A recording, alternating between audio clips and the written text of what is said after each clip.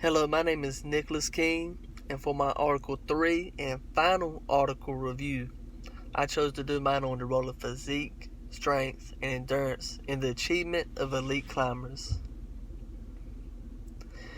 This article relates to my third lab, which was the pull-up test, because this article uses pull-ups in its research and is focusing on upper body, muscular strength, and endurance.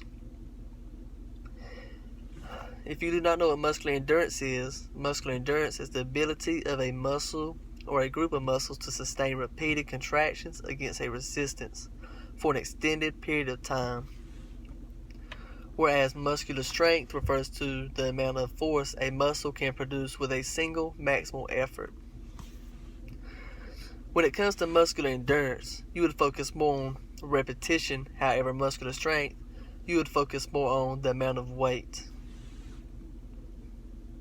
When it came to this research, the purpose of this study was to determine the principal motor and somatic components for elite climbers. The methods of this research was conducted. They had 20 climbers and they split them into two groups. The groups were the advanced climbers, then the best overall were your elite climbers.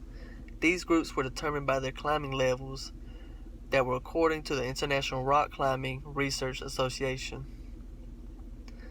Then the climbers were measured.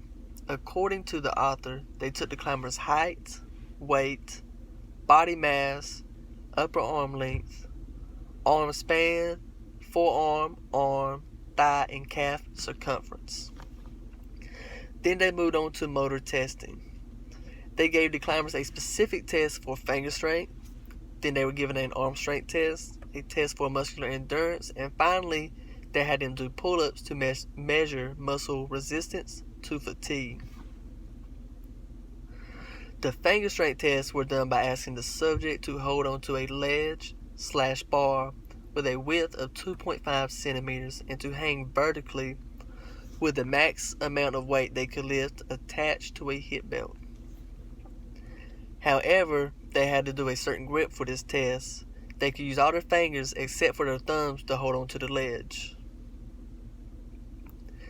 Now, when it came to the arm strength test, all they had to do was a pull-up with the max amount of weight they could lift on a hip belt.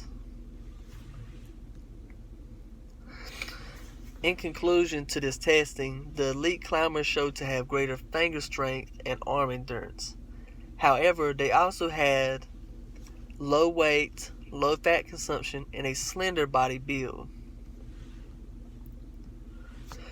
Now, rock climbing is different than most exercises. This is not one that matters for raw strength. For this activity, it takes good finger and arm strength and the right body weight and fat consumption to compete with the elites.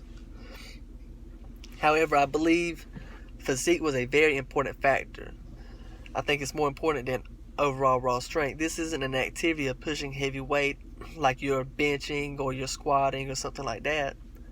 This activity deals with endurance, and you're not pushing heavy weight. You are lifting your own body weight up. That's why I believe having a lower body weight and lower fat consumption is very important for rock climbers, and having a very slender body build. Most of them were average height people, so pretty much upper body strength and lower weight is a very important factor when it comes to the elite climbers.